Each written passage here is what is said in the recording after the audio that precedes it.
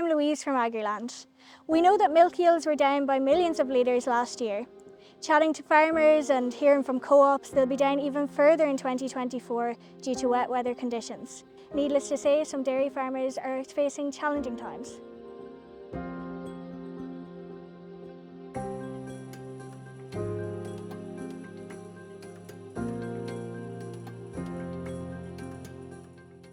Liam, what would you say are the biggest challenges facing dairy farmers this year? I suppose the immediate one is the drop in milk yields per cow. So in my own case, it's approximately 3 litres a day, which will equate on, say, production levels of last year on litre basis will be about 15% over the year, which is substantial in its own right. We're now just trying to maintain where they are at the moment and increase butter, fat and protein. Protein has been really hammered this year. In that percentage-wise, I suppose we never got, like we're barely scraping up to 3.5, and I'd be hoping like somewhat normally being up around 3.7s. So that's 0.2 of a difference, which is, you know, when it hits a checkbook or hits a milk statement, it's substantial.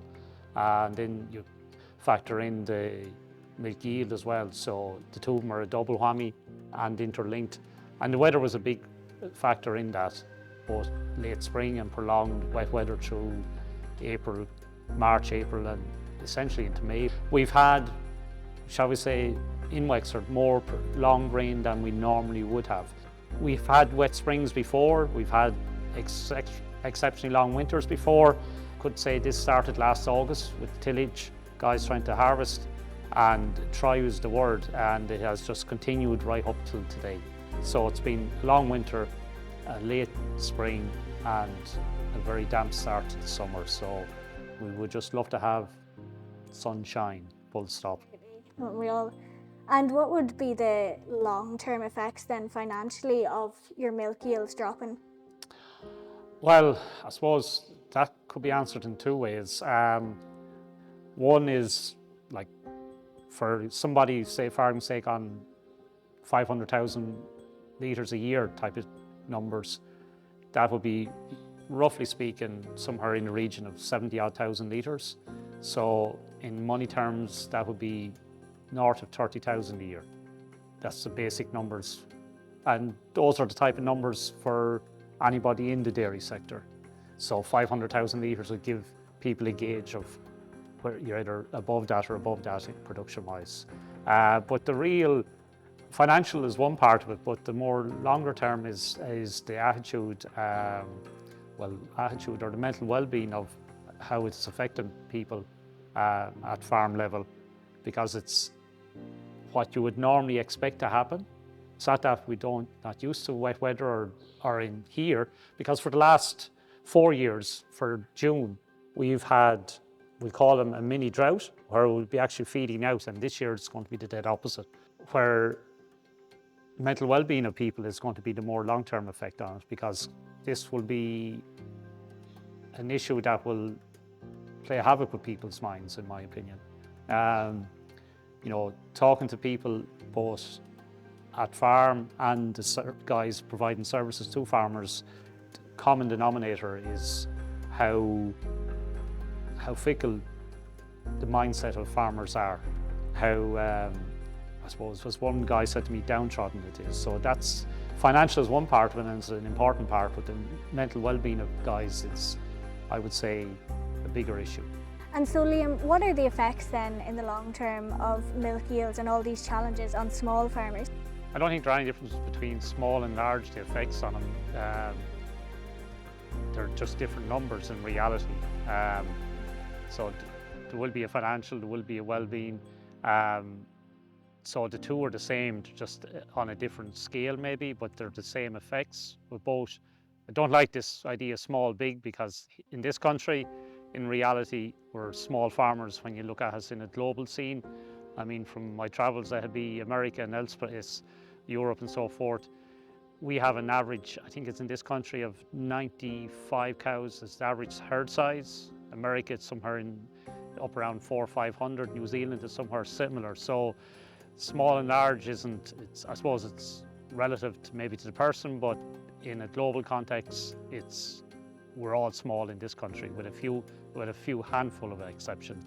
But the real thing I think that is an issue that is beating down the track and is here at our doorstep is derogation and how it is affecting and some of the narratives that's been told around it. Like we're told that, for example, here in the Slaney catchment area, 6% of the land is only in derogation. But yes, we've been told that derogation farmers are the issue, but in reality, there's other things that's causing the real issues. So when you couple that with our water quality in the sense that it's a minimum of over 53 or 4%, I believe, in good to very good quality, how the derogation is affecting farmers right now in what they have to do. But that's one part of the story, but the time frame in which they are being allowed to put these things into place and how they're supposed to help water quality. So how derogation is being enforced is one thing, and will it, the derogation issues are the issues that we have to do or in place or put in place under derogation, are they going to help water quality? If we're not able to hold 220, the long-term effects is I won't say a collapse, but a severe reduction in cow numbers. In my case, it needs to stay at 220. And certainly most of my colleagues, friends are in dairy and it's the same story. And the real issue that, shall we say, people in the Slaney catchment area have is that 6% of the land is in derogation. The other 94 is not, or is non-dairying, I should say.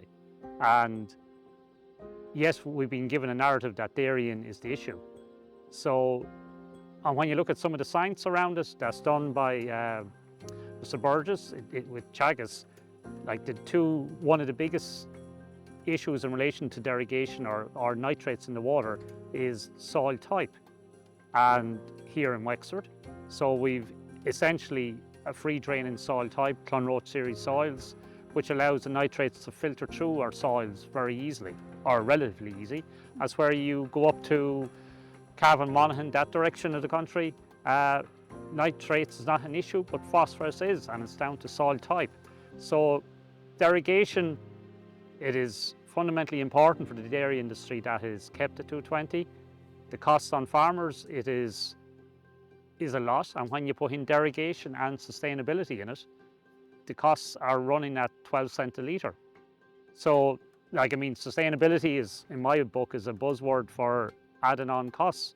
So then just on an EU level, what could be done there to help with the derogation, but not only the derogation, milk yields in general, and the year we've had with weather as well for farmers? The thing with EU, it's a slow burn.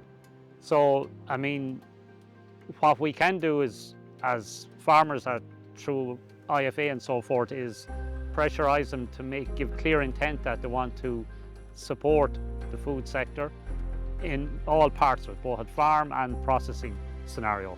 So I suppose the most obvious thing right now is Mercosur agreement, that's sending all the wrong signals to the agri-sector. So yes, we do need trade deals, but not to the extent that is going to decimate or certainly hinder any one sector in Europe. That's the first thing that is within European politicians to do, and listen to both government and various lobby bodies what they're asking for.